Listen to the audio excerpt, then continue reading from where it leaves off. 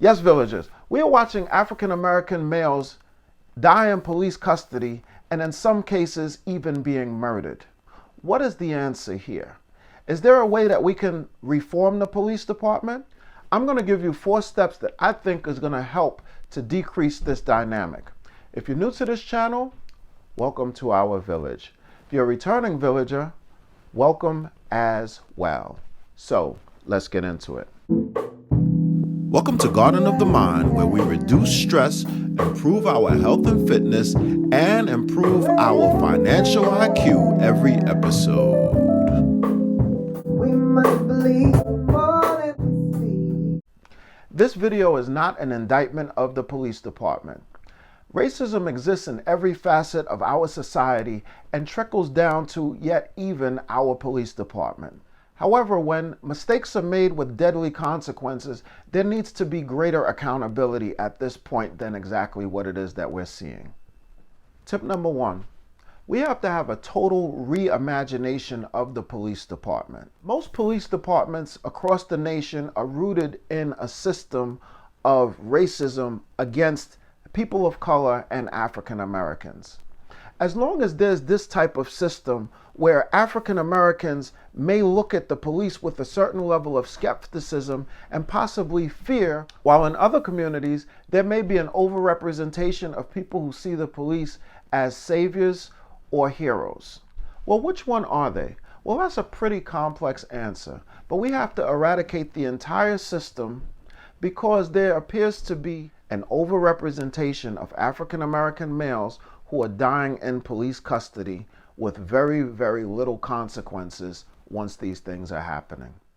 As an African American male myself, I feel sometimes sandwiched between some of the violence that I see outside and then having to also worry about the fact that if police are called, then yet another threat is presented. Regardless as to the situation, I don't feel like I am very protected in this society, and I don't think that I'm alone. By reimagining the police force, it has to be completely unrecognizable from where it came from. As long as there is a culture that is able to say, well, my great-grandfather was a police officer, or my great-grandfather had to deal with the police officer, it is going to create issues in terms of trust. So we have to completely scrap it and we have to come up with something different. If the goal is on safety, then it is something that should be afforded to all citizens and not just some. Now, there also appears to be in the police force an us against them mentality. Now, that us against them mentality means either you are against the police or you are for the police. No in between. It appears that if you are for the police, then you won't criticize them. But if you don't criticize them, then they won't get better either. So that mentality is one that is very troublesome. Now, if total reimagination of the police force is not possible, then we go to number 2. Tip number 2, there has to be greater accountability. There are those of us who believe that new laws are going to bring about the changes that we are seeking to see.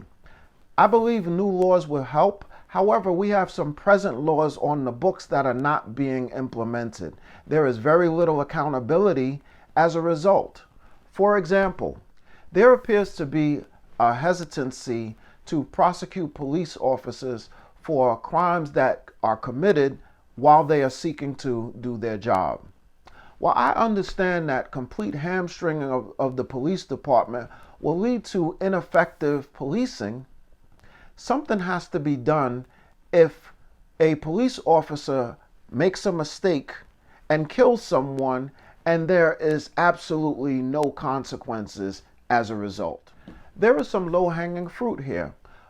Oftentimes, whenever there is a police report written, there are gross misrepresentations in that police report that are not reflected in the camera once we see the video. If I were to call the police and make gross misrepresentations on a police report, then I could probably be held for falsifying a police report. Why aren't police held to that same standard? That appears to be an immovable target. Whatever is written in that police report does not change. The standards of trying to prove that a police officer set out to murder a particular person is a very, very high burden. Why not go after these police officers who have engaged in misconduct and have falsified these police reports? It should be very easy for us to prove that a police officer falsified a police report once we have the video to show the video evidence of the falsification. Tip number 3, hold police officers personally and fiscally responsible if there is misconduct or gross neglect. Now, once again, I understand that mistakes happen and I understand that people are not perfect. However, when you have a lethal firearm and can use lethal force, there has to be some consequences and some fiscal consequences for police officers when they take a life unjustifiably. Tip number 4, employ a crisis intervention team. Not every crime is best handled by a police officer with badge and gun. It may be possible to employ a crisis intervention team complete with a social worker, maybe with the escort of the police, to see if they may be able to de-escalate some situations so that they do not have the deadly consequences that we are seeing. Now, there is no doubt that policing is a very difficult job, and each person wants to go home to their own individual families. However, you also have to acknowledge the amount of unarmed black civilians that are dying at the hands of police officers or in police custody is completely overrepresented and needs a complete overhaul at this time.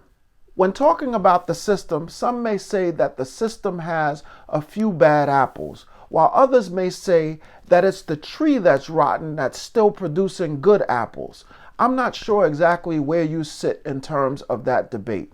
However, we have to make sure that the policing that exists in this society goes for all and not just some. If you like this video, please give it the thumbs up. If you like this channel, please subscribe. If you want to know when I post, which is Wednesday, please click on that notification and you'll get that ding on your phone and you know a new video is waiting for you. And remember, thoughts are actions, words have power, and actions have consequences. I will see you next Wednesday. I'll see you then.